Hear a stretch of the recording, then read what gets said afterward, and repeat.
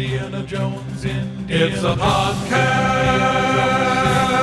about Indiana Jones. Every movie, 1 minute at a time. Indiana Jones Minute. Oh! Ho, ho, ho, ho. Hold on. Can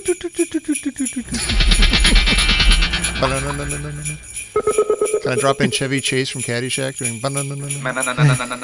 Welcome everybody. Welcome back to the Indiana Jones Minute, where normally on a good day we discuss the movies of the Indiana Jones series 1 minute at a time. But I think you just heard, dear listener, that this is not going to be a good day. and you know what? You are not wrong in that assumption. Because it's the holidays. It's our special holiday episode. We figured, hey, we should do something for the holidays. I'm going to interject again because we had lots of people, our last Patreon episode before the holidays, which if you haven't subscribed, you may enjoy subscribing.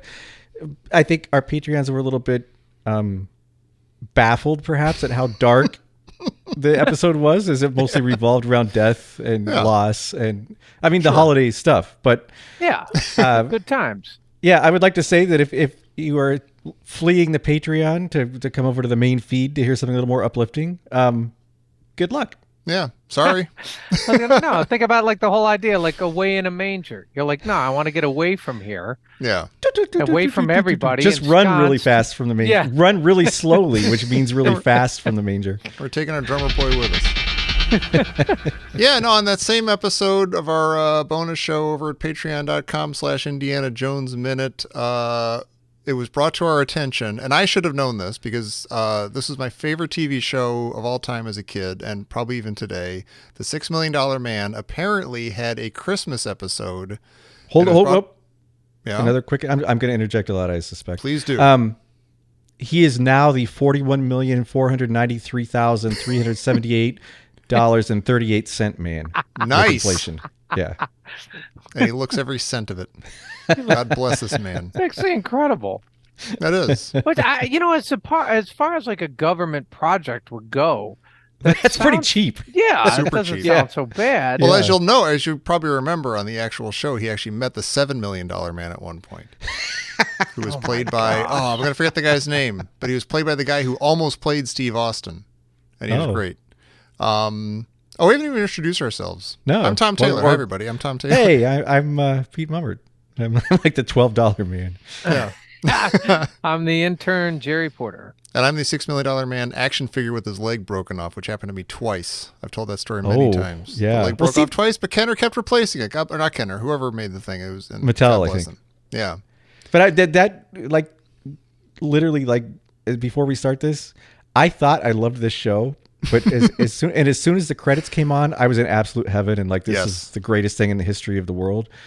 But as soon as the show itself started, I realized I have no memory at all of the show itself. I think every memory I have about the show is from the toys.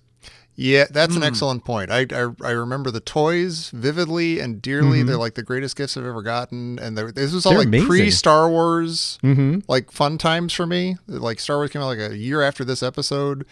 And it was all about the Steve Austin doll, and even the Oscar Goldman doll, because he had a briefcase that exploded if you opened it the wrong way and stuff. And like the rocket that turned into like a operating theater and stuff. That was awesome. The rocket so awesome. Hospital bed's amazing. Yeah. The best toys I ever owned. And I realized that I remember maybe 3 episodes. Yeah. Like I remember like the weird Mars probes, and I remember Oscar getting turned into a robot. You remember the Bigfoot ones? And the Bigfoot ones, of course, yeah. I think I remember the Bigfoot ones from the Bigfoot toy. Exactly. It was also with the Bigfoot toy. He was basically a piece of plastic that looked like Bigfoot, and he had like the chest plate that came out that revealed like a sticker with circuitry on it. But it was also like molded into his, like, just part of the plastic molding was like a little like grid that looked like a speaker, like on the side of his head, like to suggest that he's a robot. We should, by the way, I suspect a lot of people have no idea what we're talking about. Like, who cares? I think most people are young enough that they have no idea. They've maybe never heard of the $6 Million Man. It was a TV show in the 1970s And it was one of the TV shows that I think this was very common until the 80s. And after the 80s, I can't think of a show that did this, but where the entire backstory of the show is explained in the opening credits. Mm-hmm. And Steve Austin is an astronaut who crashes on like a top secret government test. Mm-hmm. And he's a man barely alive. He's a man barely alive. But you know what, gentlemen? We can rebuild him. We have the technology. We have the capability to build the world's first bionic man. Steve Austin will be that man, better than he was before. Better, stronger, faster. He's all of the, well, he's theoretically all of those things. Yes. So yeah, the government rebuilds this broken astronaut who's barely alive into, it's basically the prequel to Good Will Hunting. Not Good Will Hunting. What's the show? Born Identity. Right. Yeah, same thing. It's Good Will Hunting. Yeah. Yeah. The whole thing. But it's like the government builds a super soldier out of a almost dead astronaut. Of a janitor. Yeah. And they all I remember of the show is it had the greatest opening credits that were literally the greatest. Like serious and sexy, filled with tension. There's like fraught with peril, and then there's hope, and then there's like, and then there's horns. Yeah. You know what's amazing, speaking of horns, is that the guy who wrote the credits, J.J. Johnson, seems not to have written a lot of opening themes, but one of the only other ones he wrote was Shaft. Like this guy has a wide repertoire. Yeah. I would, by the way, I would love to, and I know there's somebody out there who can do this. I would love to hear the $6 Million Man theme segue into Little House on the Prairie. Like the opening, because you know what? I wonder if like the musicians' horns union had like a very strong lobbying sector where they got horns on every single 70s TV opening theme. That was huge. You know what's amazing is this theme is so similar to one of the greatest themes also in the history of TV, which also had the whole backstory, but which substituted strings for horns, and that was the A-Team. Oh, sure. Sure.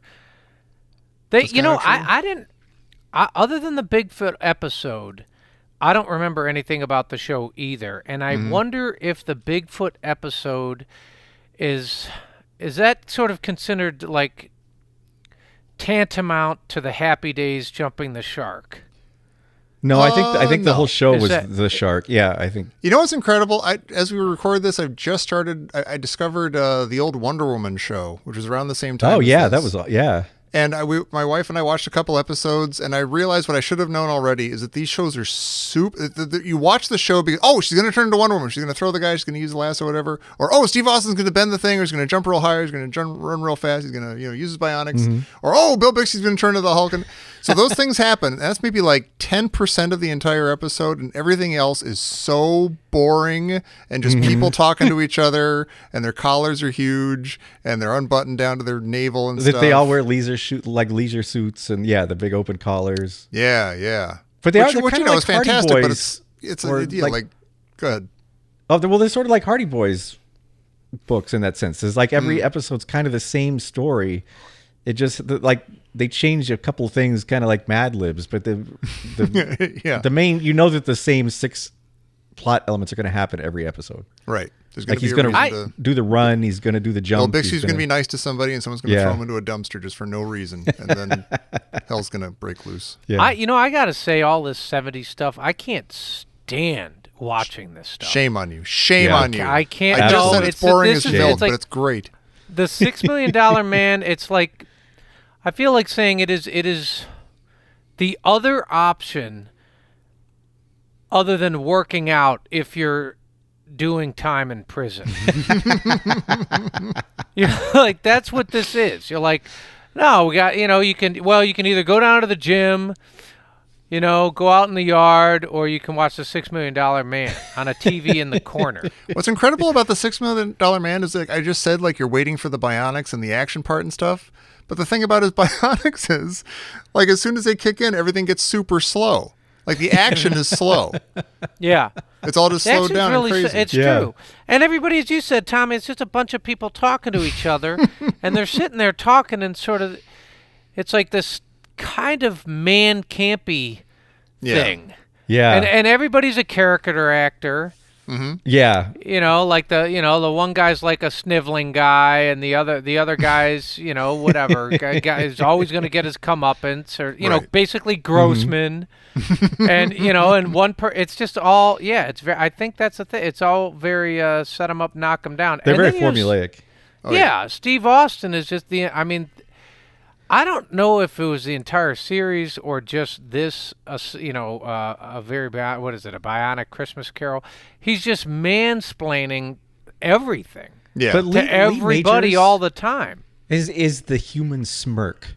Like, I've always wondered if he's like that in real life. But like, my favorite show as a kid was another Lee Majors special, The Fall Guy, which also was one episode where they just changed a couple of things every episode. Yeah, He was a stuntman. But like, he literally just smirks his way from scene to scene. It's amazing. If he got it, it works. It is, him. but he's like a very James Bond, like the setup, the action in these are always like, not the action, but it's always very James Bond, like, supervillains and space, and the government's building these secret space programs, and every week there's a new secret program, and only the action man can fix it.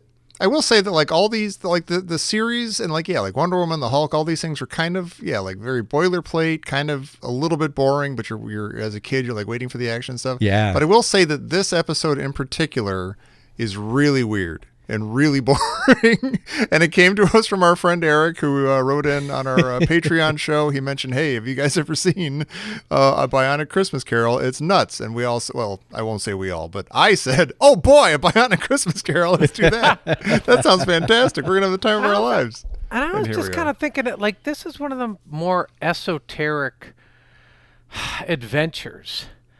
Yeah, it's just like.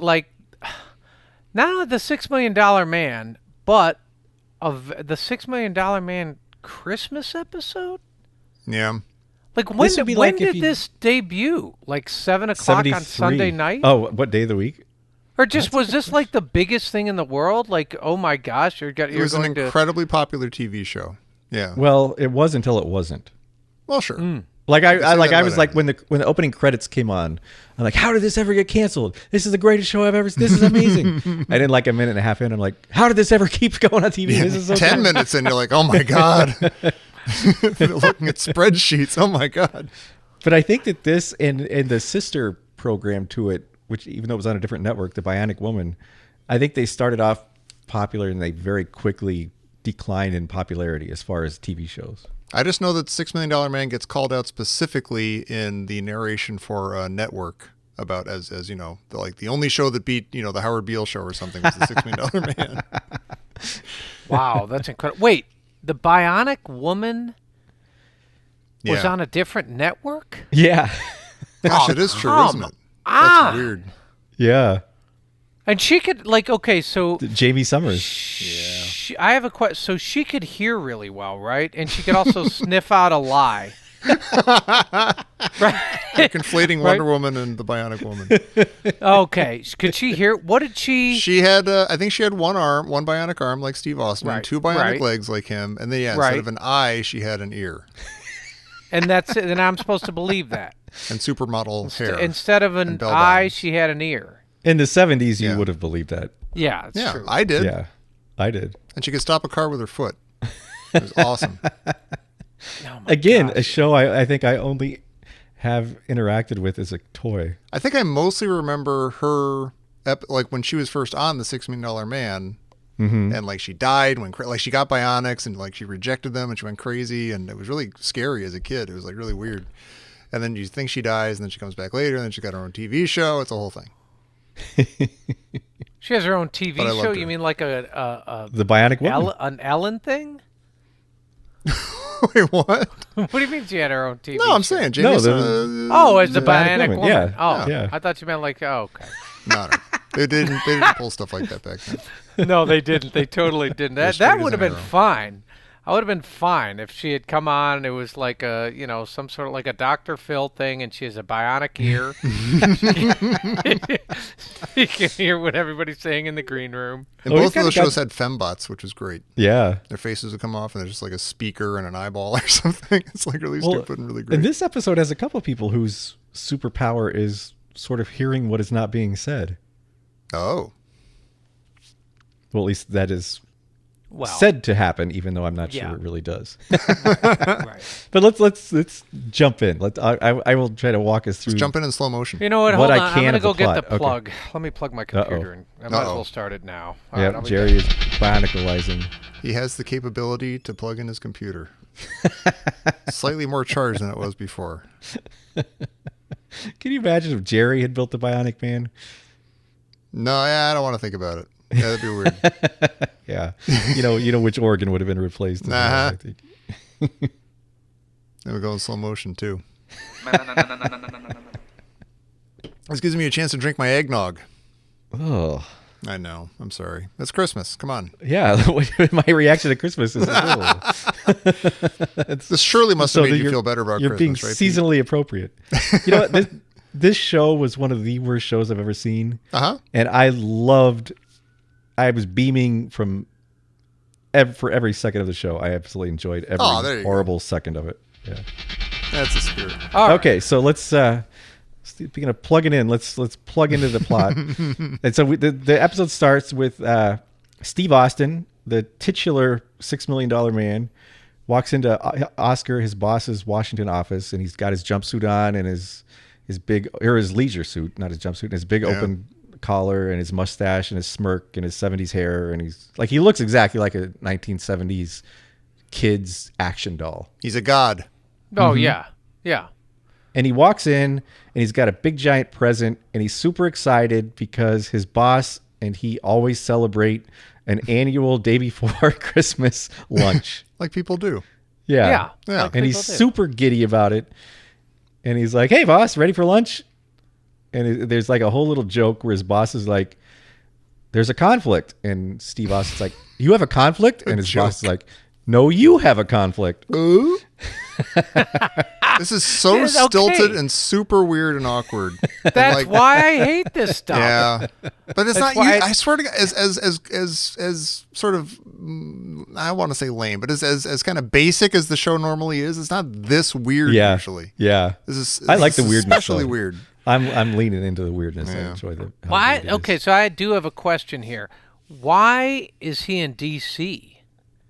Because what Steve Austin says is he says first of all, remembering the Bigfoot episode, I'm like, I always assumed he was in the Northwest. I think for that he was. He gets okay. So why is he in Washington D.C.? Because he works for the government. He's like Scully and Mulder. He's like he's an agent of the government. All right. So hang on. He actually says, when he says like, "Oh no, you have a conflict. Budge has got to do the thing, and you're going to have to sniff out to see where the problems are." And he says, "But I was planning on going up to Ojai to celebrate." Oh, you're right. Where his parents, his parents live. He said he went to go see his parents. Yes, but you're like, okay, this is amazing. He's in Washington D.C., but by tomorrow, or I don't know, tonight, he's going to have dinner in Ojai, California, which is about an hour. Bionic man, Jerry. He can do superhuman things. He didn't say anything about airplanes. He's just going to jog over there. But it's like, all right, so first of all, Pete, what is Ojai famous for? Honest to God, can I interject? I only remember it from it being where Steve Austin's mom and dad live, because it comes up in more than Ojai. once. Yeah. No, Ojai. I mean, it's like Ojai is a super hippie, like feel good. They have it's like what like vineyards up there. Yeah, Palm Springs is for golf. Ojai is for spas. For spas and like RVers. Yeah, I could see that. It's like spas, and you go there, and I'm like, all right, so the $6 million man is this super feel-good hippie guy who's going to have dinner in Ojai, and he's going to go get the apricot honey drizzled truffle kale, power green salad, and I'm like, is that why he's the... like, is he the $6 million man? Is that just like his slush fund for lunch? Possibly. Well, I wonder if they had him. Cheap. I wonder if they gave him that hippie background because he's a G-man now. Yeah. And, like, you know, people in the 70s need to be able to get behind him, but they can't if he's like just some stiff. That was a thing in the 70s because the 70s were coming right on the heels of the counterculture. Yeah. And I think often when they would have like really like button down kind of straight laced heroes, they often were rebelling against hippie parents. And I feel like that was a thing. That was like a trope. Okay, yeah. But what's so fascinating is how this episode plays out, and it's like it's such an indictment of government regulation. It's an indictment of Christmas. It's like I was telling Jerry and Tom, like this episode is like if Christmas hired North Korean propagandists like to try to sell itself. It's bizarre. Like it's but isn't like that every TV Christmas special or TV special? yeah, this episode is or like something? this one takes it to a pretty wild extreme. Yeah, it is. It's like, okay, so he's a G-man. He's the ultimate the world's alpha. nicest, kindest G-man. yeah. He's the world's most laid and back. he's a way alpha male. Yeah, Like he's like he's a prime one sensitive alpha way alpha male. Yes, he's a sensitive way alpha male with a mustache, and at the same time, you're like, oh, he lives in Ojai, but he's calling out like this capitalistic greed. Yeah, But he's also a G-man in DC. And the whole episode is kind of about how we need the capitalistic greed to be happy. yeah. That's most Christmas specials still. Yeah, Yeah. yeah. It's amazing. It's like I don't know if the producers fully grasp the American smorgasbord that they've created. Oh, they knew. He works for the government. He's calling out. I mean, ultimately, the government is to be indicted because they didn't have the foresight to think that someone was going to try and cut the system, like a the modern government day is a bunch of kind of naive, idealist good guys. Yeah, and but there, it's like this is a which is obviously post-gilded. what the government always is. But it's like it's a post-gilded. I mean, Budge, his boss, is like an Andrew Carnegie, John D. Rockefeller type, and it's just fascinating how he's sitting there lecturing him. and like speaking of like the whole government angle is, I mean, the big giant thing that's going on during all of this is Watergate. Yeah. Like it's just absolute corruption, like bringing the country to its knees, and it's all. So they're trying to show the government, like Oscar as Goldman's a like, no, we kind, gotta make yeah. sure everything is going okay. We're on top of stuff. We're trying to go to space and Mars and stuff, so we got to make sure everything works okay. But what is hampering their efforts? Well, that's what Not Steve enough is being bionics. sent to find out. Well, you're right. What it is send a bionic man to figure out some accounting issue at some lab somewhere. But before we leave, I was going to say it's capitalistic greed. Well, we'll have to see if that is true. I'm not sure. I'm going to concur with that. But I do have a question for you, Gerald. Yes. So Steve is super excited about this annual Christmas lunch with his boss, Oscar. And Steve buys Oscar a giant present. And Oscar has completely forgotten their lunch, apparently, and has also apparently forgotten to get Steve a present.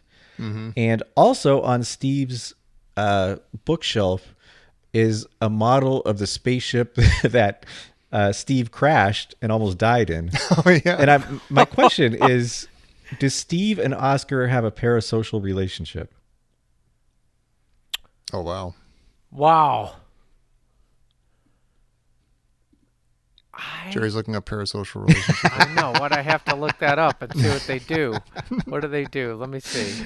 We had a Patreon question about parasocial relationships. Didn't we? Yeah, it's like a very one-sided. One person puts all the effort, and affection. One-sided relationships where one person extends emotional energy, interest, and time, and the other party, the persona, is completely unaware of the other's I'll say I have never bought them as pals. They often try to sell them as like pals who go on double dates and things and go get drinks. And I'm like, no, he's your boss and you work for him and you're a super nice guy and you're trying to turn him into your friend, and I don't think it's ever going to work. No, and none of that comes across. Like when he gives him.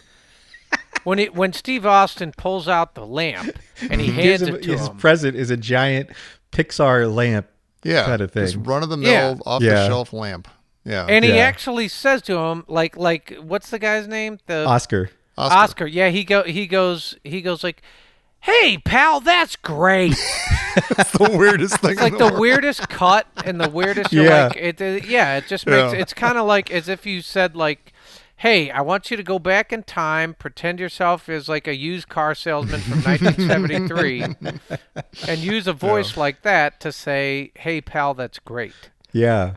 But then Steve Austin decides to express his displeasure at not getting to go home and having to go on this mission we get the bionic powers, which we know are bionic powers because we get the little sound effect sting that and he bends the lamp.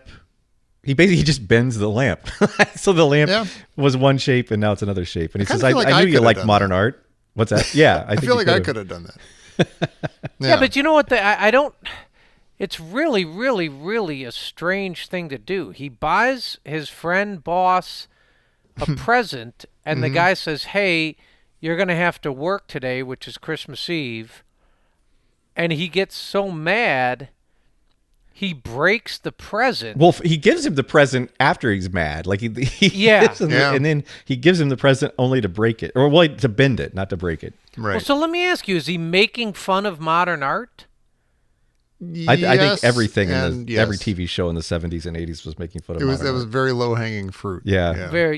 He's making fun. I kind of like how he bends the lamp. It looks better. It actually does look kind of cool. It looked pretty good both ways. Yeah, it's like a very you know what? It was kind of sort mid-century looking lamp. It was like a beautiful display of sort of insubordination. Like kind what are you gonna do? I'm Bionic. I'll snap. Yeah, what are you gonna do? And also, just like this was my gift, and I gave it to you. What are you gonna do? Fire me? I will always wonder. Like he's holding the lamp with one hand and he bends it with the other with his but like wouldn't both arms need to be bionic to like withstand the pressure that the one is putting on the other one or something? I have no idea why they give him one bionic arm. That is a little weird. Like why not just writing the show? I think you have an idea, Gerald. My gosh, Peter. Anywho, so wait, I have to inject about this gift because they do the TV thing where they're going to do a bunch of cuts of this and they don't want to keep having to rewrap a present. So they wrap the bottom of the box and then separately they wrap the top of the box so you can just take it off like a lid. Which was a very common 70s and 80s present wrapping thing. It was only on TV shows because they could open the present without having to open the wrapping paper. It would just the top they could just do it over and over again. Yeah. And my wife last year started wrapping presents this way. I love incredible. That. I love Jody. That's amazing. Wow. Yeah. That's great. You know what? There was a question I had. When they're showing how fast he's running on the treadmill as a bionic man, and I'm watching it and it says like 59, 60, and I'm looking at it and I'm going, is that how fast he's running? Or is it possible that those are the years of his life? He's running so fast. Yeah, he's wearing out. That he's at it's like a speed of light thing. He's running like so Superman fast flying that's backwards his around the age. Like he's running so fast that he's like 59, and then a couple seconds later he's 60. Could be. But he's going the speed of light, and that's just sort of his age on Earth if he wasn't traveling the speed of light. But I just paused on a shot of Steve Austin looking at his watch, and I'm like, yeah, we haven't got out of the office, have we, Steve? We're still in the very first scene of this 50-minute well, thing. it's. I mean, there's not much beyond this. I'm going to disagree with that. I'm going to say there's quite a lot. Oh, so Steve is being sent to the Budge Corporation, which we will learn is in Universal Studios, California. And the Budge Corporation is run by like wonderful character actor Ray Walston. Poop Deck Pappy. Yeah. Poop Mr. Deck Hand. Do we call him Poop Deck Pappy the whole time, or just do we call him Mr. Hand? I don't even know what that's from. Mr. Hand? Oh, he's the teacher from Fast Times at Ridgemont High. Oh, I think I only saw that once. Poop Deck Pappy. He's from Popeye. Yeah, Poop Deck Pappy. Yeah, of course. I never saw Popeye. Oh my gosh. Gosh, Popeye is so nuts. It is. Maybe he's only in nuts things. Wasn't it maybe Walter, Budge is what did all this nuts stuff. Was Popeye Robert Altman? Yeah. I sincerely love that movie. For Christmas next year. Maybe. Sorry, everybody. But so Poop Deck Pappy runs is Horton Budge, and he runs a I guess like a research manufacturing supplying company, some sort of thing for space. Yeah, so they're trying to send a manned message to they're trying to send a manned mission to Mars in the next couple of months, and he is building the life support system. Yeah. But somebody keeps sabotaging the project, and so Oscar tells Steve he has to go and figure out what is causing the ongoing sabotage. Right. Or he's guessing that it's sabotage. Yeah, he's guessing that it's maybe it must be sabotage. Yeah. Sabotage. So Steve goes to the Budge Corporation and meets Horton Budge, who is Scrooge? Ebenezer Scrooge? Is that the guy from the Christmas Carol he would be? Yeah, he's Ebenezer Scrooge, Yeah. And then the second Darren from Bewitched plays basically Bob Cratchit. Oh my gosh. Bob Crandall in this to update him for a modern sensibilities. Yeah. All right, so, okay, real quick. Is Mr. Budge, like, do they have that because he's a Scrooge-like figure, he's actually, like, what is it, nominative determinism? Like, he's all about the budget? Oh, I didn't think about budget. I just thought he wouldn't budge. I thought Or he wouldn't budge. Yeah. It's all about the budget. He wouldn't budge. But yeah, we have a series of scenes where his employees are trying to celebrate Christmas on Christmas Eve, and every single time he sees somebody trying to show holiday festivity, he just becomes incensed and gets furious and orders carolers to leave and screams at his employee for putting up a little Christmas tree for a man who's like stuck inside the life support tank and like all kinds of he's enraged, which I think kind of humanizes him a bit. That's a decent guy. He can relate. Yeah, but we also are introduced to his nephew.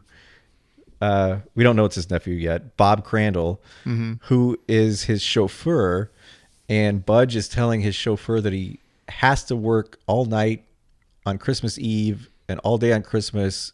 And his chauffeur asks if maybe he could leave a little early so he could go see his kids because he hasn't seen his kids in like 6 years or something. Right. And Budge says absolutely not. And then he says, here's your Christmas bonus, which is like $650, which was a huge amount of money then. And then he's like, now just endorse it right back to me. And we learn that Crandall is in a huge amount of debt to Budge. Yeah. Right. And we see Budge drinks. He drinks, but he's got like some like cough syrup. It's like some kind of like medicine, castor oil or something. It's really castor oil. It's really interesting. Yeah, which is going to become a major plot point. He is constantly he's got like it's like one of those cough syrup bottle things of liquid medicine, and he's constantly pouring it into a glass, like a tumbler glass with ice, and drinking it. Yeah, he's Scrooge. He's Potter from It's a Wonderful Life. Mm-hmm. He's he's really. What do you do with these people when it's not Christmas and you can't conquer them with the Christmas spirit? And it's like Thursday in June. That's the problem. That's why we've gotten to this point. You can't do anything. You know what I do? I quote them. That's what I do because I'd like to say quote. Mr. Budge has a great quote. He says, "And now, gentlemen, may we get back to what is laughingly known as work."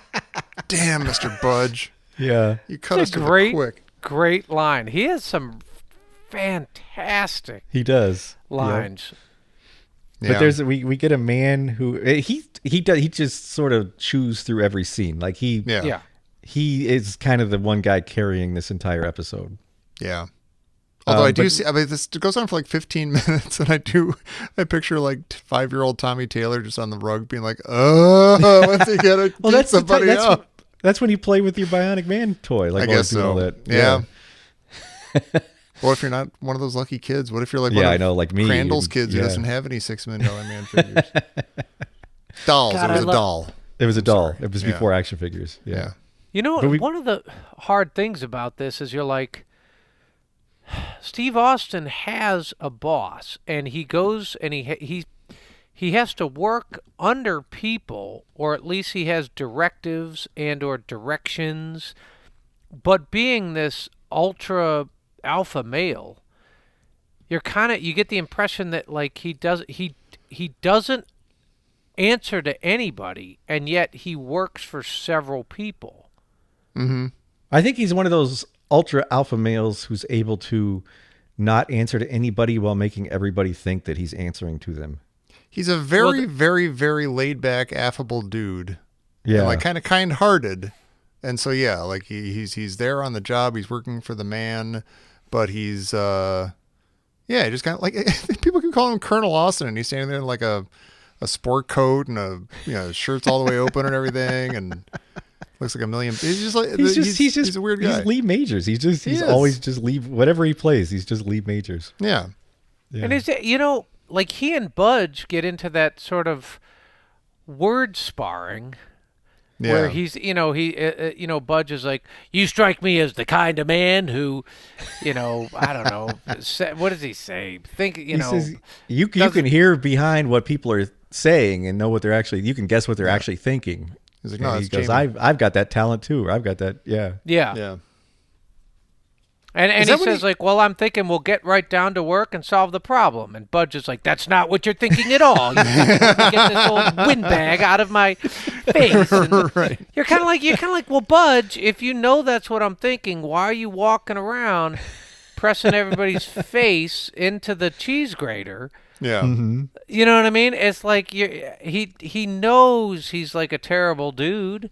Budge does. Yeah, but he's in a, I don't want to say it's admirable, but it's like a little bit like he's completely honest. He's like, he does know that he's a jerk and just a hard-nosed pain in the ass, but he has no problem with that. He doesn't apologize. He's fine with it. Yeah. Yeah.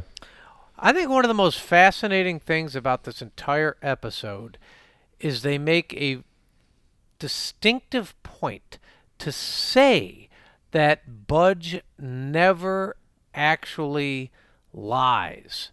Yeah. And he never actually does anything illegal.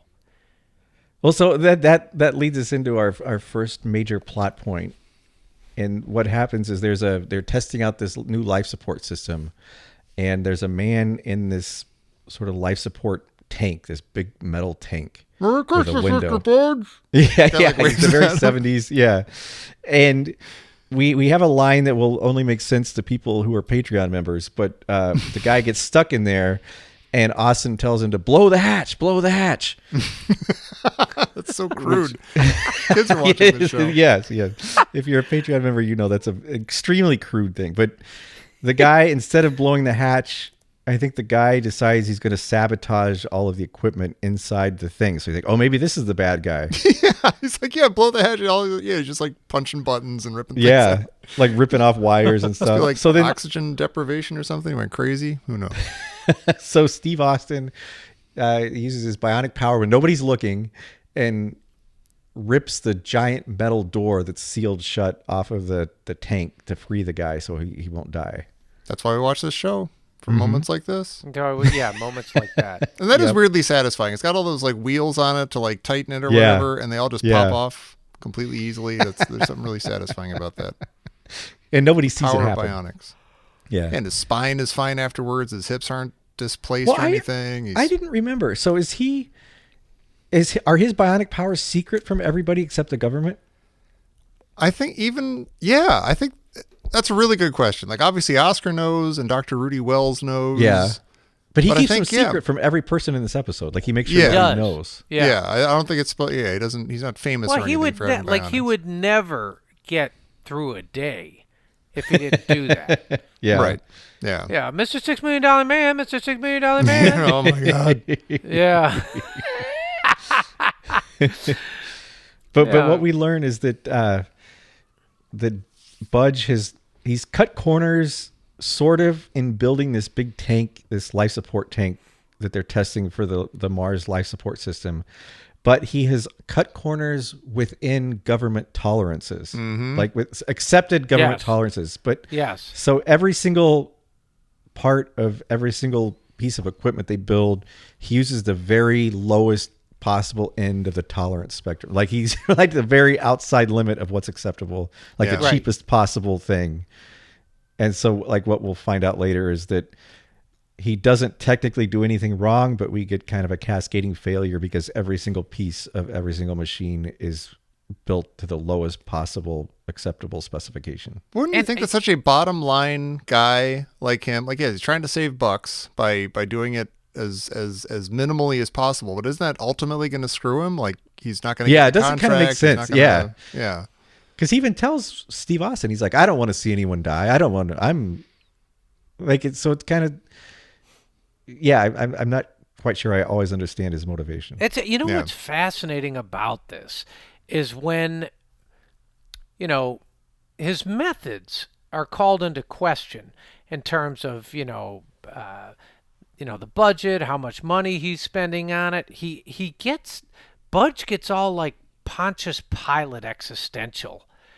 He actually says to the $6 Million Man, "What does enough mean, Colonel?" Right. It's just weird, how much is enough of anything. But that's you're like, wow.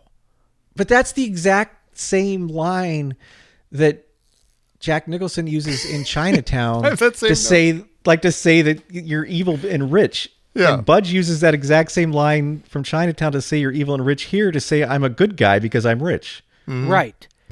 It's so weird. Okay, so here's like this episode is super subversive in so many ways. Yes. Yeah. So Pete, explain this to me. Why do they make such a strong point that Budge is doing nothing wrong? Because he's doing nothing wrong. He's putting lives in danger, but he is legally doing nothing wrong. It's kind of fascinating when you think of like John D. Rockefeller and J.P. Morgan and Andrew Carnegie. Like, are they doing, before you had like the antitrust laws and all that stuff, and it's like, but these guys weren't doing anything wrong. And then when they were doing something wrong, they would have enough power that they would just have the laws changed a little bit so that they weren't doing anything wrong anymore. Or what about I was just watching a thing about Elon Musk and how because a lot of the stuff that he's doing is beneficial to like the world and I don't know, life and exploration and electric cars and everything and stuff, it encourages us to gloss over the horrifying things that happen along the way, like the way he runs his business and the way the people work for him and everything and stuff. So it's kind of like that. It's like, well, I'm going to supply this amazing, life support system. Don't ask how the sausage is made. I'm somehow by delivering this failed system, I'm still going to like come out, looking like a hero and a successful businessman. But what's amazing to me, this episode has Budge parodying basically the definition of modern capitalism. Like we're going to cut every corner within the law, within what is deemed safe and acceptable to maximize our profits while staying within the regulations. Oh, absolutely. Yeah. And this is my point earlier. And the episode's saying that this is wrong, but which is, I think, what's fascinating. Yeah. Which it is and Steve Austin, Mr. Man of Regulations, he's like, we need to, well, that's why I said he's kind of the bridge between, the government doing a shoddy job in their own regulations. Like they should have known, like, why did they not mathematically work out if somebody uses the cheapest, the aluminum foil for the Martian lander and peanut butter for the caulk. Yeah. It's like, why didn't they figure out that that's not going to work? But that's like everyone seems shocked that somebody would go for the cheapest possible solution with every piece, just thinking, oh, someone might cheap out on one piece, but they would make sure to spend the maximum on every other piece. Right. The assumptions being made here are bizarre. The assumptions being made, yeah, exactly.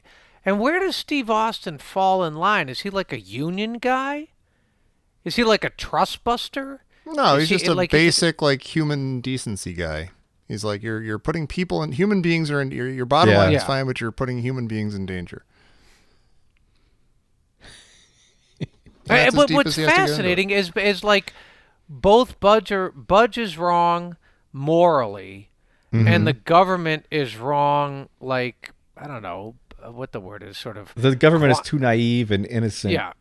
To think that someone might do this. Like they're like quantifiably wrong. In this day and age, can you believe it? Son of a gun. Just can't trust people anymore. I think the most fascinating part of this whole thing, this is like 1976, it's a kids' TV show basically, with some grown-ups watching in the background with a newspaper. But Budge has this, like, they're like, oh, what do you, it's Christmas Eve. What do you mean we can't work? He's like, oh, is it Christmas Eve? Oh, what's the date? Oh, is it the 24th? And he goes into this whole thing about, like, it was like an arbitrary thing. We don't know when Jesus was born. The Eastern Church celebrates it 13 days later. Yeah. That's incredible. It's incredible. That's something you would not expect to see on television. No. In 1970. He's like, Christmas, nobody knows when Jesus was born. How do we even know Jesus was the Messiah? Shut up. Yeah, exactly. It's funny because it doesn't have anything to do with the plot. It doesn't really seem like it makes him more of a, like, it seems like it makes him less of a bad guy. It's just a weird thing that the writer was just like, I want to show people that Christmas could theoretically happen on different dates. Or it's like he's just spelling out Scrooge's bah humbug. Like, that's what bah humbug actually means. It's like, this is why Christmas is ridiculous and nonsense, and you're all silly for putting up trees and goodwill and everything. It's all just a bunch of nonsense. Why are you going along with this? Bah humbug. But one of my favorite things he gets interrupted is he says, why, you could pick any day you'd like to be Christmas. I'm like, actually, all right, are you like a Unitarian?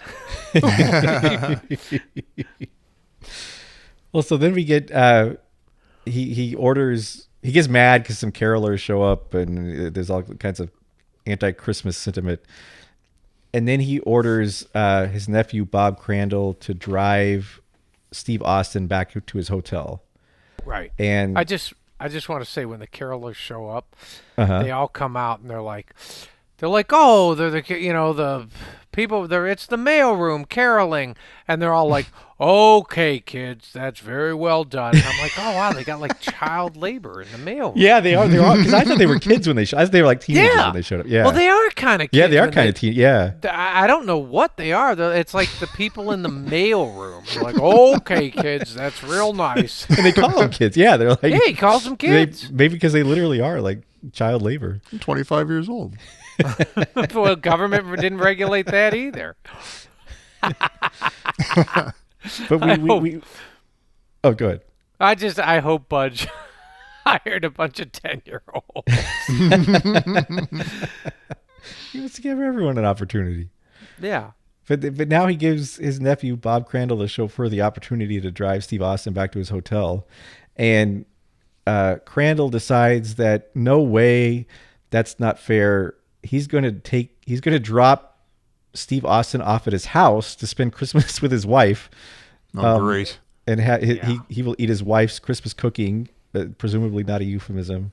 And then he will drive back to the office and spend the night working. And we learn as he's driving him that he lives in Universal Studios because he drives to the studio lot to do his last minute Christmas shopping.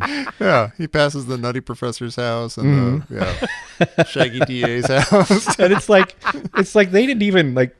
Sometimes, like usually they do a pretty good job of making it look like another place. And in this one, you're like, oh, that's France and that's New York City. And it's like they didn't hide anything. It's just like, we're just going with whatever was on the lot that day. That's downtown.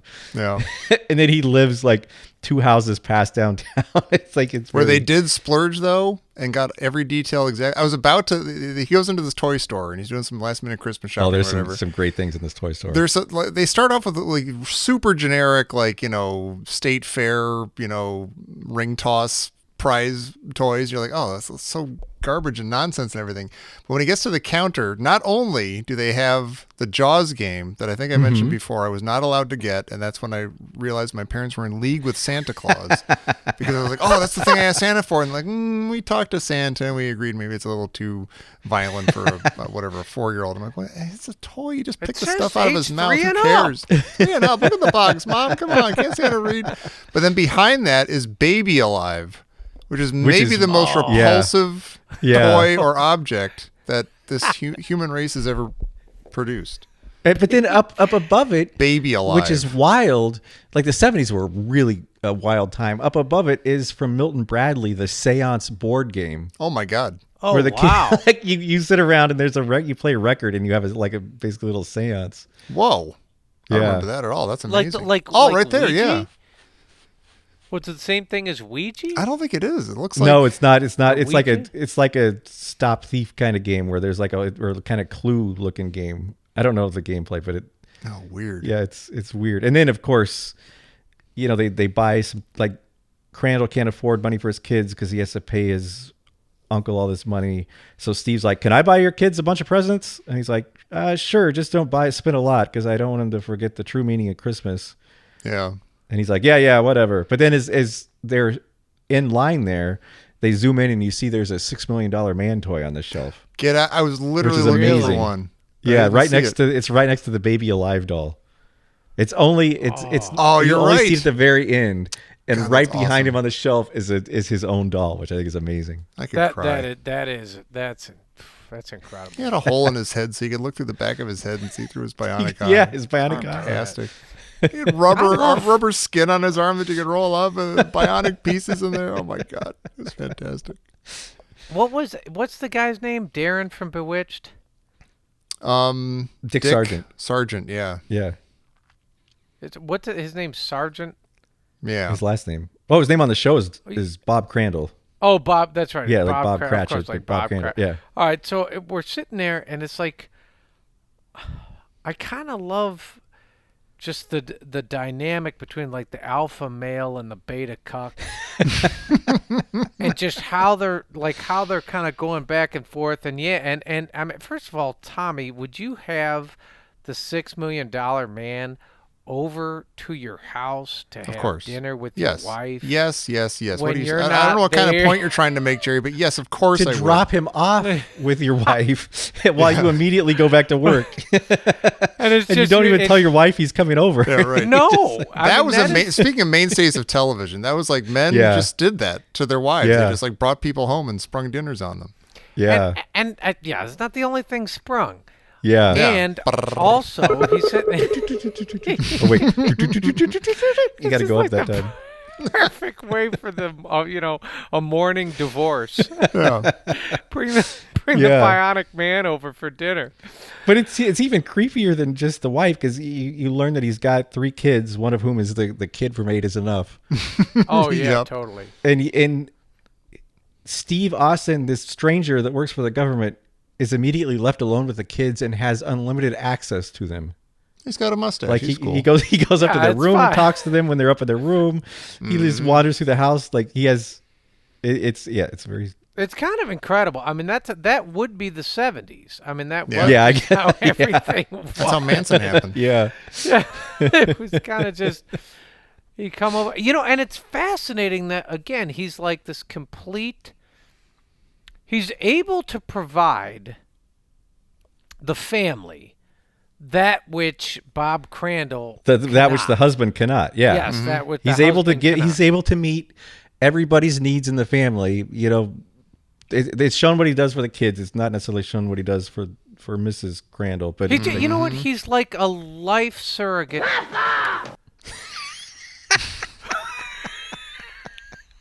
Merry Christmas, everybody. He's Jude Law from AI. If you ever saw AI. Yeah. Do you have any idea how fast that index finger can move? Any idea? It's just. I mean, but he does it with I want to the hear sense Jerry of, do his imitation of that. he does it with the sense of compassion. Like even when he's talking Yeah. to the wife, it's He's like a good guy.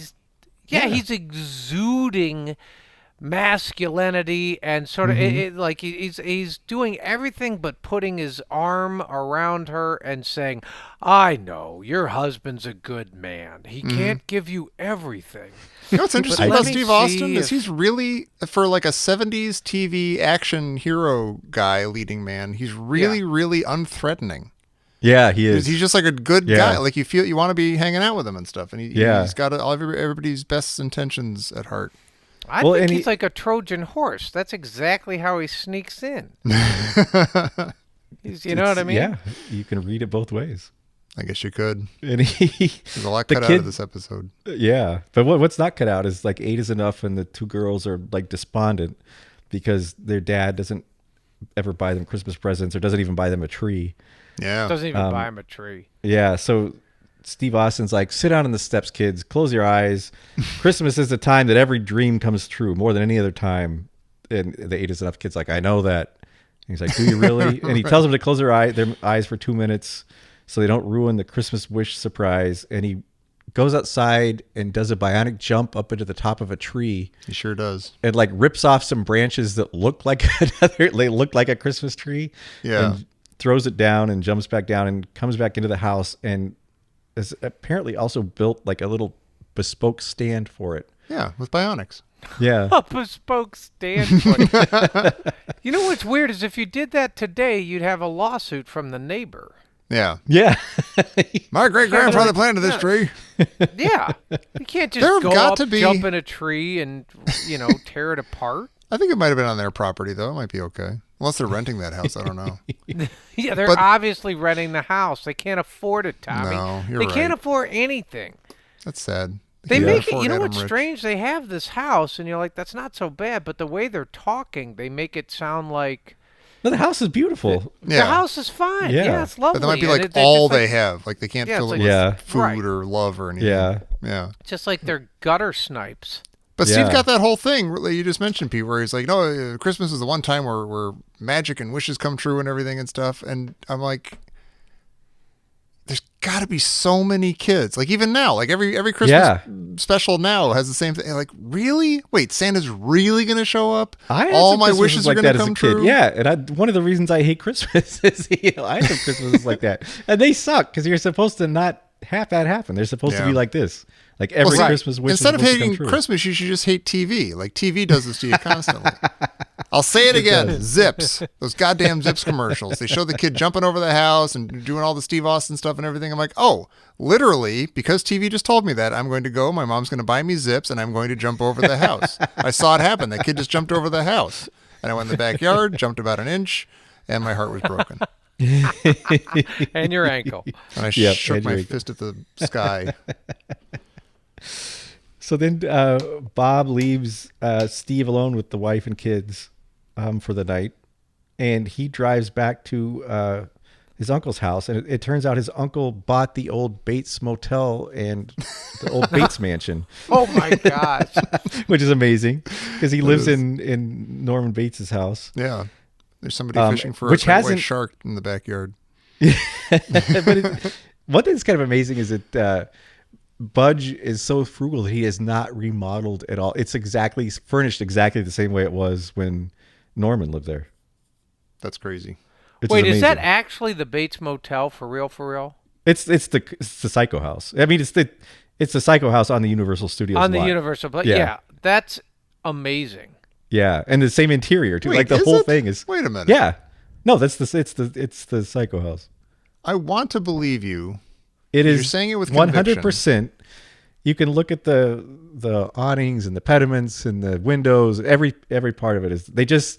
They cover the top. If you notice when they show it, they darken the top roof. That gives it that very distinctive roof line. That gives it this sinister look. So it looks more But just it's like all a white Victorian and house. everything. Isn't the Psycho House kind of darker and brown? Well, they and paint it over like gross depending and- on what show it's going to be in. Like it okay. changes constantly. Yeah, but no, I mean that is most definitely the Psycho House, and they And My doubt that is registered, the but that doesn't mean that I think you're wrong. Nope. I will, if you would like, I can prove it with diagrams and.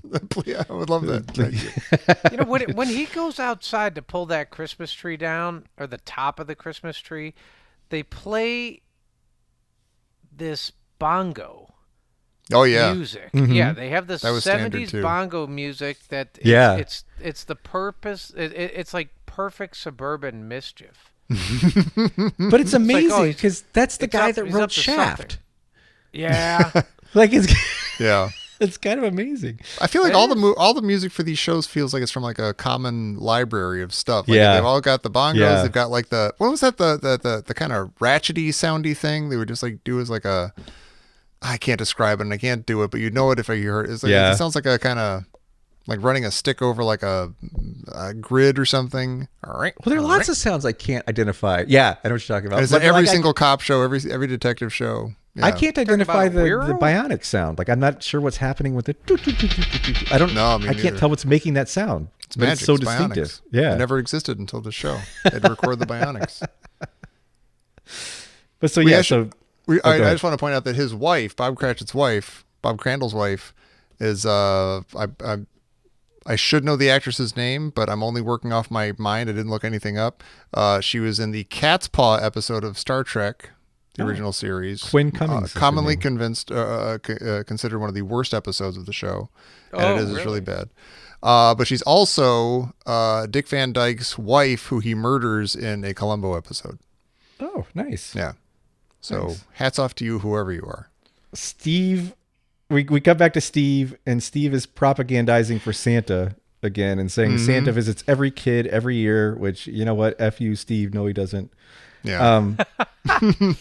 But so then Steve bionically runs back to Universal's, the back lot, to the Salvation. There's like a Salvation Army Santa, and he says, "How much money do you make in a night?" And the guy says, I might make $10 more. And Steve's like, I'll give you 25. Can I use your suit? And so the guy's thrilled. So he basically rents the Salvation Army Santa's suit for $25. And you assume that Steve is going to put on the Santa suit and go back and surprise the kids. Yeah. Right. Because the real Santa's going to show up. He told the kids. But instead of going back to the kids, he bionically runs back to the plant. And then he bionically starts analyzing all the scientific data, which he does by reading through stuff really fast and like flipping. Well, I don't know if he's reading. He's just flipping through paper really, really fast. Yeah, he doesn't have a bionic brain. He can't process the stuff that fast unless he's just taking pictures with his bionic eye, and then later, after the episode's over, he's actually going to go through it. But then he has like a ruler, and he's like measuring. He's got his hand on the calculator accounting thing is unbelievable. Yeah. Like what is he like? What actually is he doing? Is he coming up with? Is that like money tabulations, or is that mathematical? He's calculating the lowest possible acceptable standard on every component. Yeah. That's when we learn for sure that Budge is going in, spinning the absolute least he can and still be within standards for every single piece of every single machine. That's a very poop deck pappy move. It is. And so then Steve bionically runs back to the Bates Mansion. There's a lot of bionic running in this. Back to the Bates Mansion. That's why we're watching, Tom Pete. Said is, it doesn't matter if he's buying groceries or what. He just got to run there as fast as he can. And if you haven't seen this show before, you would think that would mean he runs really, really fast. But when the bionic sound comes on, he actually runs in super slow motion, which makes you think he's running really, really fast. Really fast. But they never actually show him running fast. He just runs in super slow motion. When I was a kid, my cousin introduced me to this show, and I asked him, why don't they show him going really fast when he's going really fast? He's like, well, if they showed it in the real time, he would get where he's going too soon, and the episode would be over. It'd be like 10 minutes long. Oh my god! So they have to slow it down. Like he's too fast for the actual show that he's. That kid is a high-powered lawyer today. He is. My cousin David took me to see Raiders of the Lost Ark for the first time too. Hey, it's a good guy. Full circle. Well, so do you, all right. Just all of it. We find just all of it. I have to say, I love that we find out sort of the backstory on Bob Crandall And why? I love. Yeah, like basically his wife. Yeah, I forgot that already. So tell me. Has a terrible medical condition, and or she did, right? She did. Yeah. She until Steve Austin came over. Until Steve Austin came over, and he bionicked her. Yeah. Right, duly so. And he erected a Christmas tree with baubles. And tree. Yeah. No, and that Budge wouldn't help, so they needed money. Yeah, Budge, who's super rich, wouldn't help her with her operation. That's right, wouldn't help her with her operation, and so Uncle nephew, Billy lost Bob the Crandall, $8,000 somehow. Well, we learned that in Potter's pocket. Oh wait, that's we learned that Uncle Billy / Bob Crandall wasn't always the chauffeur. He used to be Budge's accountant, and it was just a loan. Well, he skimmed. He skimmed. Stole it. Yeah. He actually embezzled the money. Yeah. Yeah, which he considered it. He considered it a loan. He considered it a loan. So it's interesting because the good guy in this show, the kind-hearted good guy, actually does break the law, but he does it with good intentions. He's the one actual criminal. The bad guy doesn't break any laws, but does so with bad intentions. Yes. And so the good guy is actually the bad guy, and the bad guy is actually the good guy. And that's why I think this might be the most subversive episode of anything that's ever been on TV. Kind of fascinating. Like, it's just absolutely nuts. Yeah, I went to bed that night as a kid, and my mom's like, "Why are you crying, Tommy?" I'm like, "I can't figure it out, Mom. I need some time because I was exposed to a lot today. I can't cut it all. Is Santa good or bad? Yeah, is he gonna come? I don't even know. Is he real? Am I real? What is this? That's what Mrs. Crandall was saying. You know the way. What does she mean by chimney? I don't think she has a chimney. Hey, can I point out something really crazy and nerdy? Yeah, sure. As we're sitting here talking about the $6 Million Man, I have at my desk here 3 sets of like bubblegum cards from the past, and they're each from TV shows that we've mentioned so far, just in passing. Wow. Star Trek, The A-Team, and The Bionic Woman. Oh, wow. Hey. So in case everyone, is Tom Taylor actually a nerd, or is it just sort of like a thing he puts on the air? There's your answer. Oh, and Tron. We haven't mentioned Tron yet, but I have some Tron cards here.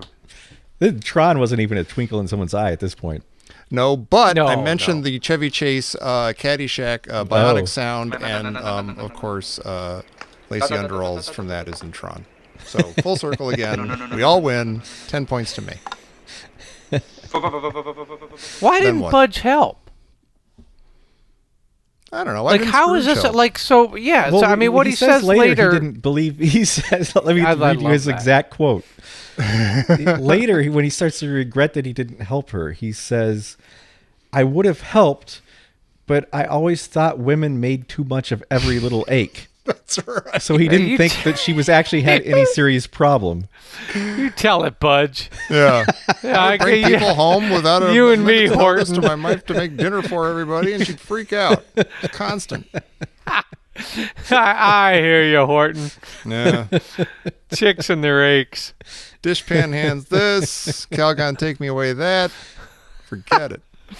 What the hell? Just the fascinating thing about this, I mean, I'm thinking about as we go through, like Steve Austin just mansplains everything. He also poor-splains. Yeah. Yeah. He poor-splains, he mansplains, he boss-splains to Budge. I guess kind of like, you know. His saving grace to all the splaining is that he can actually back it up. Like, he can actually make it happen. Mm-hmm. Well, okay. Oh, all right. Because he's Christmas splaining, which absolutely enrages me. But then he makes the stuff actually come true, so maybe that's okay. Maybe it's okay. Yeah. So when I kind of like when the kids are like, but we haven't touched a mouse crumb of bread in 2 weeks. And he goes like, well, every kid knows that Santa comes to every child each year. I'll bring all sorts of bread. Oh yeah. He's like, I know being poor might not be the most fun thing to be, but I want you to think you don't need bread. You just need a tree ripped out of your yard. Also, I like that they live in this beautiful, lovely home, like right on the edge of this, the Universal iconic lot downtown next to the iconic Bates Motel. And there's tourists coming through our yard every day. We don't get to have any fun. They all think that we're the Jaws house. But so then we, Jaws was right around the corner. Yeah. It's kind of a shame he didn't show up. Bruce. That would have been nice. But so Steve runs back to the Bates mansion, and Budge, right as he is about to go in, Budge starts to fall off the balcony. He's like kind of faint, and he goes, "Help me, help me." Super weird. Steve Austin, somebody help me. Yeah. I hope someone's standing right there. So Steve bionically like rips the door open, like breaks through the lock, and runs in and catches him. And then we cut to Bob and Steve and the doctor are all talking. And the doctor's like, "Yeah, old man thinks he's dead." And they're like, "Well, what's wrong with him?" And there's like, "Well, he's been drinking this medicine. I told him he could only have a teaspoon a day." And it turns out he's been drinking like the entire bottle. Yeah. So it's made him like delusional and hallucinating and all this crazy stuff. But in classic 70s TV fashion, he says, "I've given him an antidote, but the antidote will also make him delusional." Yeah. And you have to, the only way that the antidote works is you have to stay here. I'm not admitting him to the hospital or anything with any proper medical care. You just a house call. Yourself have to stay here and walk him around for 3 hours to make sure that he doesn't fall asleep, or because then he'll go into a coma. But after 3 hours, he'll be fine. Trust me, I'm a doctor. I got to go. I'm a doctor. Yeah. He'll only get better if you give him a moral lesson. Yeah. Trick him into thinking you're Santa Claus or something, or the ghost of Christmas, something. I don't know. Yeah. You know, it's kind of like, well, I'm Bob. You know what? Go home to your wife. I'll take care of him. I've always wanted to take care of a delusional man and walk him around for 3 hours. Yeah. They still have this whole, like, it's still back in a time where it's like doctors are just like, they're like, I don't know, just a click away from shamanistic. Oh, yeah. Magic workers. Yeah, they come over to the house. It's like 10 o'clock at night. Antidote. Yeah. Well, he's very sick. I'm holding a stethoscope. And it's just... But in 3 hours, touch his thumb. Yeah, exactly. 3 hours. I wouldn't go touching his thumbnail now. No. But yeah, it's just I'll give him 15 suppositories 1 minute. Yeah. 17 suppositories in an hour. And nobody knows what anybody has. They don't know what sort of medicine he's drinking. He was supposed to take a teaspoon of it, but instead he thought some people think more of everything is better. He just downed the whole thing like a woman. Yeah. Never seen anything like it. And then we get crazy. An even crazier great thing is that Steve tells Bob to go home to his wife, which he does. With some, he protests, so you know he's a good guy, but he goes home. Right. And so then Steve's like, "I got to call my boss." So it looks like it's midnight here in Universal Studios, and so it must be 3 a.m. in DC. But he calls Oscar, and Oscar is sitting there at his desk working, like at 3 a.m. on Christmas Day. He's diligent. And Steve's like, I think I've solved the problem. I think I can fix everything. And he's like, "Do you need any help?" And Steve's like, "Nope. I ran into an old friend." And he goes, "An old friend? Who's that?" And he goes, "My old friend Dickens can help." And you cut to Oscar going, "Dickens?" Right. But what he really means is this. Yeah. Not again, Steve. You can't cover up for you every time you go berserk on some poor person on a thing. That's a bionic arm, okay? Yeah, settle down. Yeah, it's not a metaphor, Steve. Well, he now uses his bionic arm, I think, for the single best bionic scene in this show. Is he goes out and rips up a giant piece of the driveway and starts like doing bionic karate chops on it and chops it into the shape of a tombstone that says, beautifully scripted, like from his karate chops, that says Horton Budge 1916 through, and the end date is blank. And then it says, "He took the edge." I love that. I have no idea I don't know what they're means. talking about. I don't either. No. But I took the edge. Is that the medicine? I don't know. Maybe that. He took the entire bottle of edge. I'm going to tell you what gave me the edge after looking at this tombstone. Horton Budge was only 58 years old. Yeah, that's how they did it back then, Pete. He's like a 90-year-old man, but he's 58 years old. He died of Wilford Brimleyism. Oh my gosh, you're kidding. He was 58? This guy's like 7 years older than I am. he's just like the most ancient. Oh my gosh. Calcified old man. Ray Walston was born in 1914, which means in 1970, I can't do the math machine as fast as Steve Austin can, but I was just doing the math of 1916 through, I think the episode was 1974. I think it's 76 actually. Oh, was it? Yeah. Oh, okay. Oh, so then he was 61. Oh, that changes everything.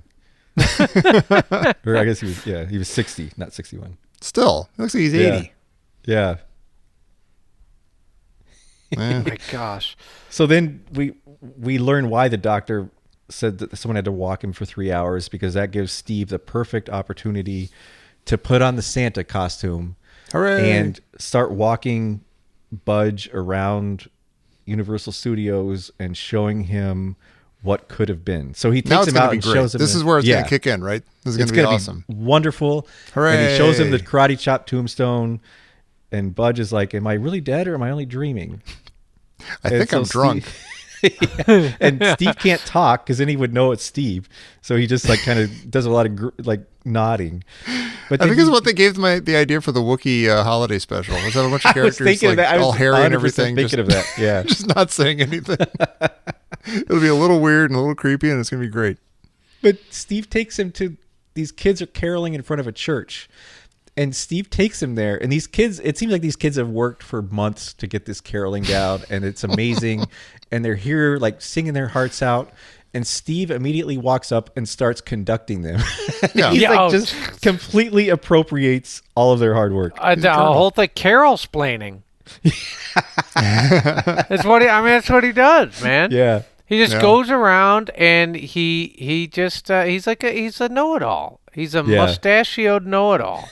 But he's got the smirk, so you forgive it. Right. Yeah, and I guess. And one of the kids, Budge strangely gives one of the kids money. I'm not sure why Budge has this break in character, but gives one of the kids money. And she tries to push some sheet music on him. He's like, no. And finally he takes it. I could never sing or celebrate Christmas. Oh, no. He's probably going, I'm Greek Orthodox. That's in 2 weeks. Right. Yeah. I don't fully understand what you're trying to do. Yeah. Yep. Well, I can understand what the network was trying to do, because then Steve walks him past the nativity scene, and then he takes him to Bob Crandall's house so they can do some peeping Tomming. So they peep some Tom at the wife, and then they peep some Tom at the kids. Mm-hmm. And that's when we learn about, the operation, but they love him anyway. And the wife says she doesn't wish him ill because I don't actually wish him ill, but I pity him because his meanness carries its own punishment. And somehow Budge, which is straight out of Dickens. Oh, right? okay. Sure. That is straight out of a Christmas. Oh, okay. I was going to say A Christmas Story, but A Christmas Carol. We get the classic Christmas Carol scenes as he's spying on the family. And well, one of the messages here that's sort of interesting, I think that I'll just pose it to you like this, Pete. Budge is honest, but he's greedy. That's one of the strongest messages here. And so can both things be true? Well, apparently, because the other message is it's okay to embezzle money if you're doing it for the for a good cause. Mm-hmm. Right. And if you're doing it because your miserly family won't give it to you. Right. There's a lot of that too, it seems like, in TV and stuff. Yeah. Well, I stole from the big rich corporation, so yeah. it's okay. Yeah. Yeah. Well, now he would have just had a GoFundMe. Yeah. Yeah. They could have just had a GoFundMe now. Yeah. I mean, Bob that's Crandall's what's so wife needs a interesting. new whatever. Now, why did Budge decide not to send him to prison for embezzlement?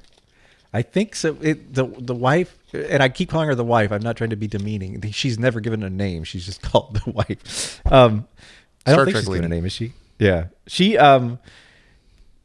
says that he turned him into his chauffeur so he could punish him even more.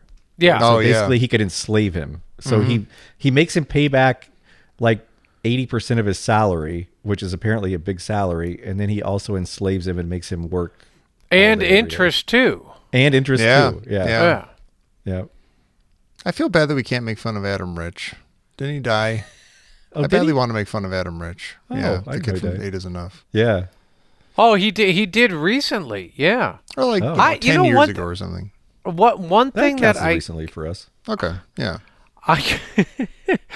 One thing that I couldn't understand was, other than the $6 Million Man and Oscar, was every single person in this episode new? Yeah. Like you never see Bob Crandall, you never see Budge, you never see anybody. But that was the way most of these 70s shows work, is it was all guest stars all the time. And you got some pretty big guest stars a lot of times. Yeah. You get like Joseph Cotton, or it is kind of crazy who'd show up. But they're so often so poorly fleshed out. Like one of the sisters is just named Sissy. And at one point, Bob is like telling her that her name is Sissy, like reminding her that her name is Sissy. What? But the writer was just writing sister and then like had a stroke. Yeah. But Budge waffles wildly here. Because the kids are saying they're wondering if Uncle Horton loves them. And then Big Sister tells Sissy that of course he does because he's their uncle. Mm-hmm. And then she's like, but he never gives us presents. And she's like, that doesn't matter. He loves us. He's our uncle. And so outside, Budge stage whispers that he loves them all. And he says, if this is a dream and I ever wake up, I'll show them all. And we cut to Budge waking up and he's back to like mean Budge. And he's ordering Steve to go right back to the office and get to work. Mm-hmm. That whole thing is really, really strange. Yeah. Mm-hmm. There's so much of this is really strange. I don't know why they have the kids say, yes, our uncle loves us. Like, I don't know why the kids you're raised to think believe that. stuff like that, all that nonsense about love and things. No, but like, stuff like, oh, they're family, so of course they love us or something. Well, they're trying to portray the kids as like wholesome and perfect and innocent. They only see perfect love. Like they're too innocent to see how evil people can be. Right. But Budge is like, Budge was going to let their mother die. Yeah. But they don't know that. No, I understand, but why is Budge like, their mother die, but he's not going to give them any presents. He's taking their dad from them. He's not allowing his dad to buy them any presents. Because Bob specifically said, I want to buy them presents for the first time in several years. Yeah. Well, so is this relationship, Pete? Is this relationship sort of parasocial with whatever his name is, Bob Cuckold and Budge? I'm wondering, is he codependent? Because like even when it comes time, like all right, so there's all this stuff, and it's his uncle. And he owes him all this money, and he took the money so that his wife could live, and it's family, and he can't buy presents, and the guy, he has to turn the check over to and he's like, now, dear, you don't wish him well, you don't wish him ill. He's, he's not. We could never say a bad word about him. Yeah, he's still family. Yeah. He's still family, and you're like, that's the type of. I know it's kind of Bob Cratchity. It is. He's completely though. He's also completely just an enabler, but he also, for some reason, he needs to make sure that it all stays secret. So like when they're shopping at the toy store earlier in the episode, the clerk and the guy behind Bob in line are like ripping on him for being so cheap and not buying better presents for his kids. I love that, by the way. One of my favorite scenes. It's like when the clerk, they get the true meaning of Christmas. Like, they get the consumerist part. Totally. Yeah. And they're like, you think he'd spend something on those three kids, and then you know what? What happens? The Bionic Man shows up. The woman says like, and a Merry Christmas to you too, sir.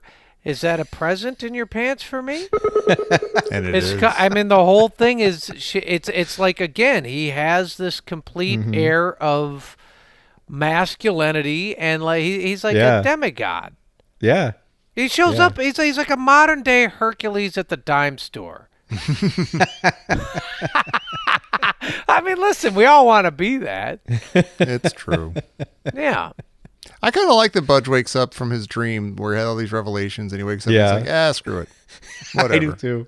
But it's because it's only for like a minute, and that seems kind of realistic. It's kind of weird. To me, it's only for a minute. It allows this whole thing to be revealed as a very intricate, multi-textured tapestry that is just finely woven, because we learn now why the child gave him the sheet music. Is that Budge is getting dressed to go to the office to fire everybody and to make everybody work late. And the sheet music falls out of his pocket and lands on the floor at his feet. Zuzu's pedals. And he realizes, oh, I wasn't dreaming. I did say nice stuff. I am a nice guy. And so we get, the best part is then we get several audio flashbacks from 3 minutes previous in the show. It's a flashback show of its own episode. But it's flashbacks to literally 3 minutes earlier in the episode. And now he suddenly changes his tune. See, that's the thing that's so strange. Like, I don't know why they filmed it like that or shot it like that. You're like, he still has the dream in his head. Right. Yeah. Yeah, and he's like, no, it's a silly dream. Right. I was like, everybody's starving and dying, and I had to show up and help them. And, like, I actually really loved all those kids, and I really loved my family. And the idea of it is nonsense, but the fact that it was real, somehow that matters. Yeah. Yes, exactly. Exactly. The idea of it was nonsense. Yeah. But all of a sudden he's like, oh, that was...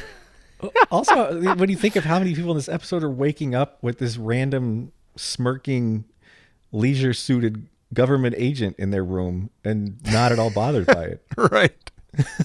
He's handsome Steve Austin. Oh, hey. Oh, hi, Steve. Hello. Yeah. You're a good man, Colonel. But so then Budge says, hey, I've been given another chance. So Steve's like, I have just the trick.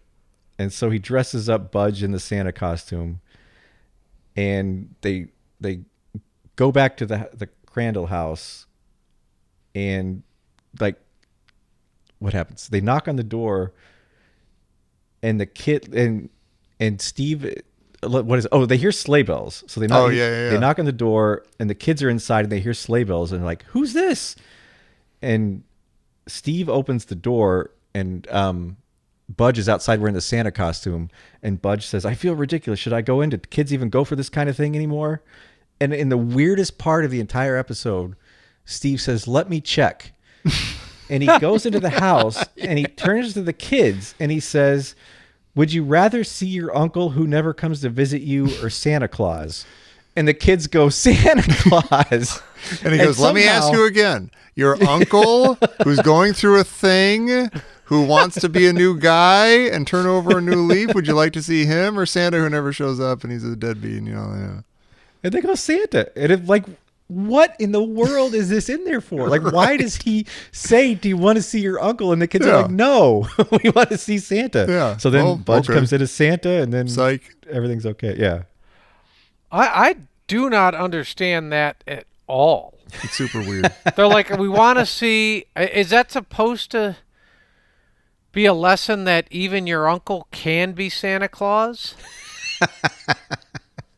Like, even so? like like things may not be what they seem, or is it, you know what, kids, you need to put consumerism and Santa Claus above your own family. I actually think that's what it's. I think this is very subversive. But it's also, Steve has a lot of plates that he's spinning. He's been like sewing all these, spinning all these webs of like, nonsense and Christmas wishes and miracles and everything and stuff. And your uncle's a good guy and stuff. So it's like, okay, I promised you that Santa was gonna.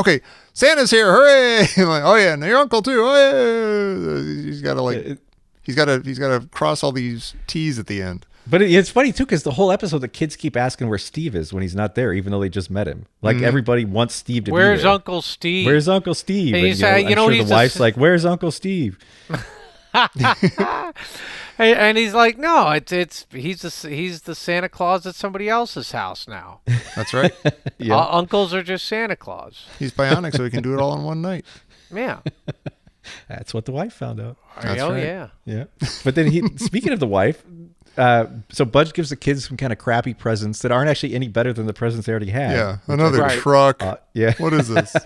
But then Budge snaps his fingers, like in a very 70s, like he snaps his fingers like very emotively. He says, I almost forgot something for Mama and Papa.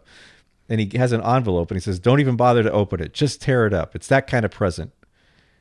And it's funny that suddenly he makes everything right by saying the rest of the loan is paid off, I guess. I guess so, yeah. I hope I'm not going to do anything to atone for all of this time that I've enslaved you. And right. Yeah. I mean, I hope that envelope wasn't like, oh, here's the money back or something. Yeah. No, like I checks that I never cashed. These are just yours now. A bunch of money fell on the front. He said, well, you could have had it if you hadn't. But what we get is that Budge bought crappy presents for the kids. He didn't show them any warmth. And then he did the minimum required for the parents. And what we learn from this is that, in fact, if you do the absolute minimum within required specifications, everything is actually okay. Oh, my God. Because he's forgiven and now he's a good guy. Wow. It's sort of like Steve breaking a gift for his friend. And then instead of giving him a new gift or even apologizing or anything, just sort of undoing that. Like, that's the very least he could have done. That's the very least he could have done. Speaking of, we flash back to Washington, D.C., where we see Oscar back at his office, and Steve Steve walks in, and Oscar keeps moving the bent lamp around so that he hopes Steve will see it and fix it for him. Then you learn that apparently Oscar really loved that lamp. Yeah. Yep. And it was Steve, a gift from his friend Steve. He doesn't just work for him. He's his buddy. Tommy, let me ask you, what is the symbolism of unbending the lamp? He is saying to Oscar, I tried to give you something unique and interesting that only I could give you, but what you want is this boring ass straight out of Target 1976, not even Target now, but Target 1976 desk lamp.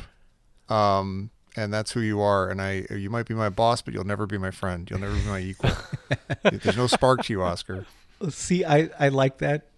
And that would be a human approach. But I think you are missing what makes this episode so insanely brilliant and subversive. This is like pull the rug out from under you, amazing storytelling. Because when you realize what's happened here, is that Steve has spent this whole episode trying to reform Budge and fix the Crandall family.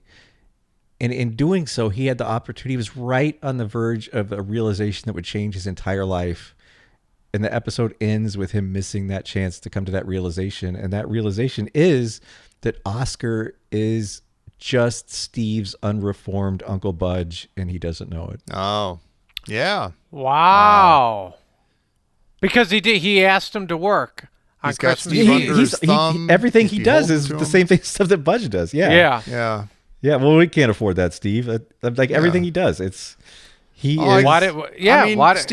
you're right. It was better when your legs were gone and your arm and you were blind in one eye. And the whole thing. Dead. Well, you know what? How about two things? Number one, he's like, we couldn't afford to give you a second bionic arm.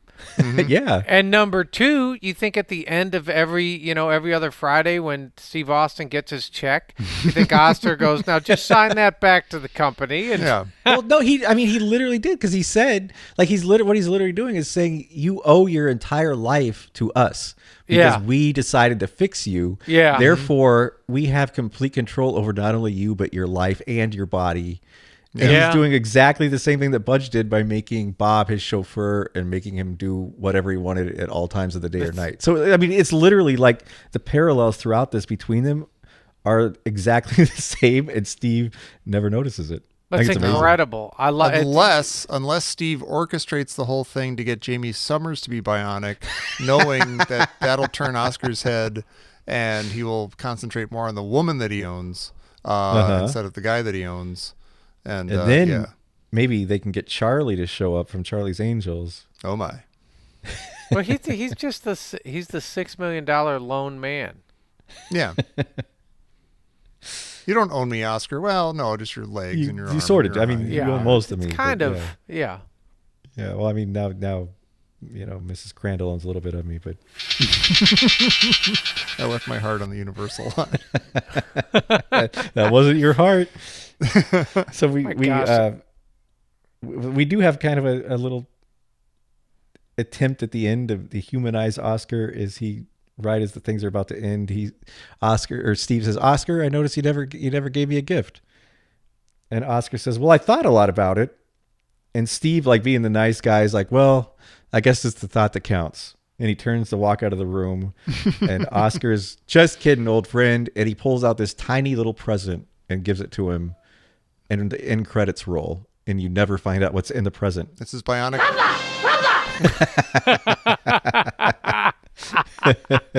Thanks, Oscar. Yeah, he's thought a lot about it. Uh-huh.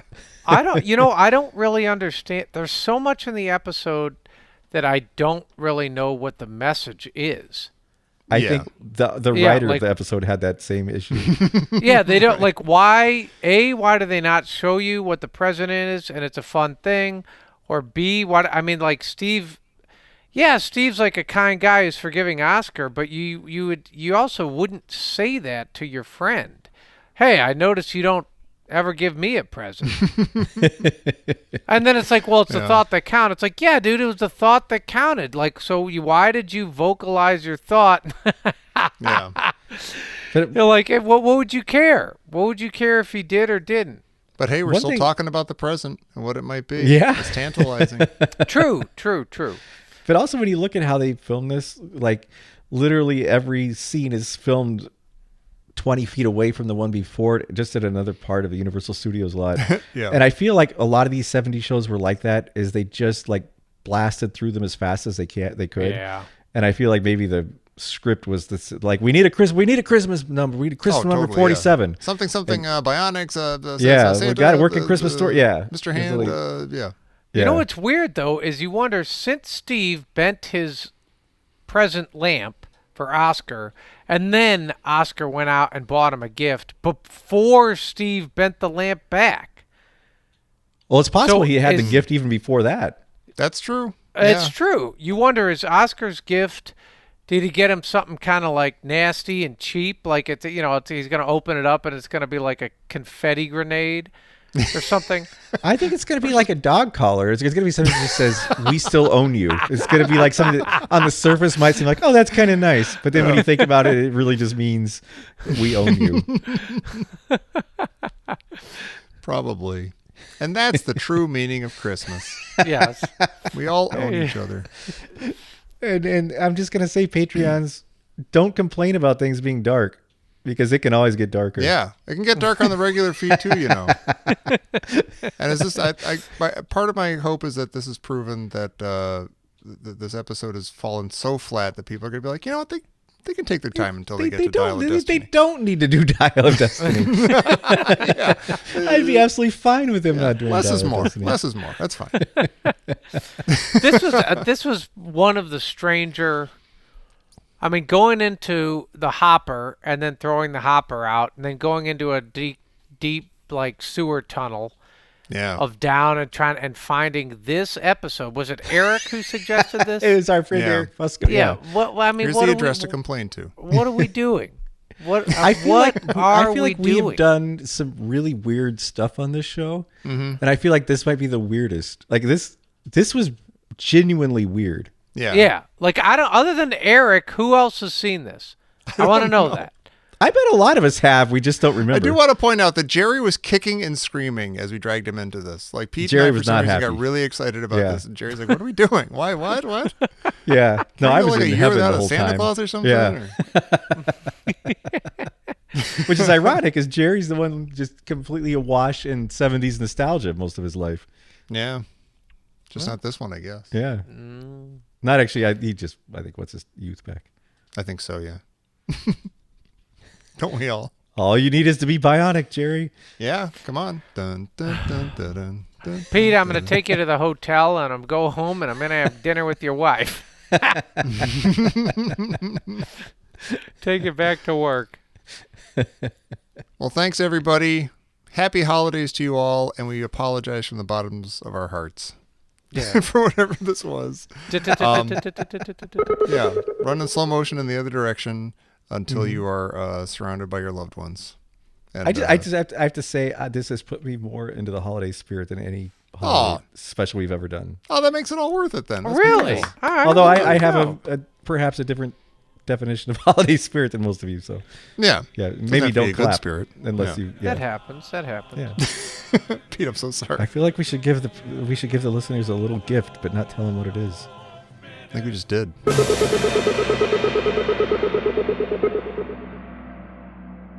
I just want to pull his beard. Well, maybe he'll let you do that.